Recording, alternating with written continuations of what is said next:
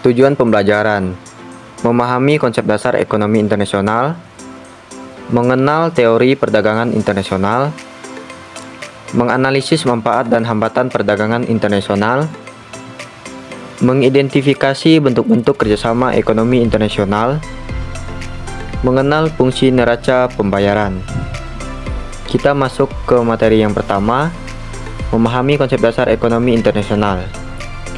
Ekonomi internasional adalah kegiatan jual beli barang dan jasa yang dilakukan antar negara, mencangkup ekspor, menjual ke luar negeri, dan impor, membeli dari luar negeri, dengan tujuan memenuhi kebutuhan dan mencapai keuntungan bagi kedua belah pihak.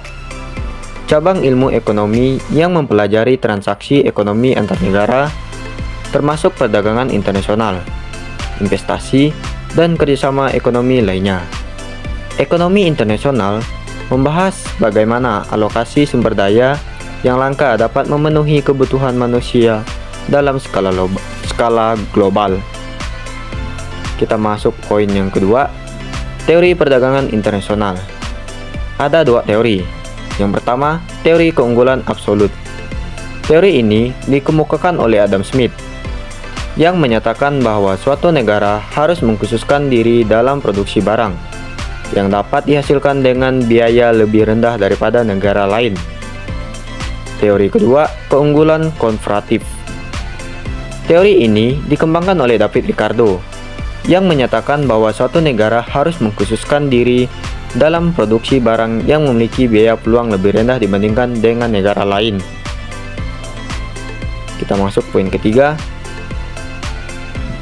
menganalisis manfaat dan hambatan perdagangan internasional. Manfaat perdagangan internasional. Yang pertama, meningkatkan standar hidup melalui efisiensi produk. Yang kedua, menyediakan akses ke pasar yang lebih luas. Yang ketiga, mendorong spesialis dan inovasi. Nah, hambatannya, perdagangan internasional. Yang pertama, tarif atau biaya masuk. Yang kedua, hambatan non-tarif atau kuota dan standar kualitas. Yang ketiga, risiko kurs dan risiko negara. Kita masuk poin ketiga, yaitu mengidentifikasi bentuk-bentuk kerjasama ekonomi internasional.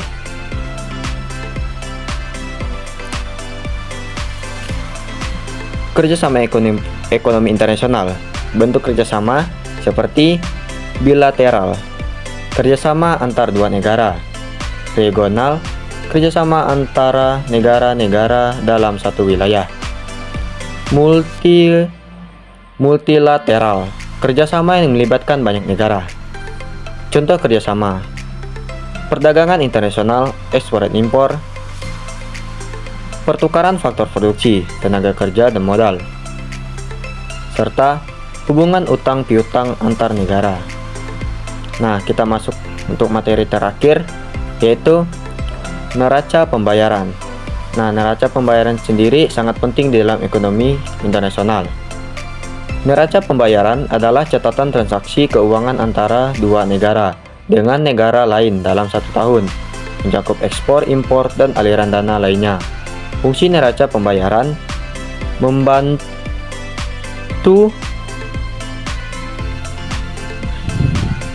pemerintah dalam merumuskan kebijakan moneter dan fiskal, memberikan informasi tentang posisi internasional suatu negara.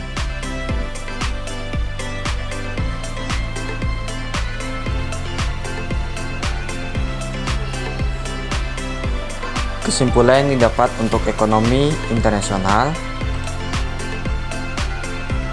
memainkan peran penting dalam memahami bagaimana negara-negara berinteraksi dalam hal perdagangan, investasi, dan kerjasama lainnya. Dengan memahami teori-teori perdagangan internasional dan bentuk-bentuk kerjasama ekonomi, siswa dapat lebih baik memahami dinamika ekonomi global dan bagaimana hal itu mempengaruhi perekonomian suatu negara.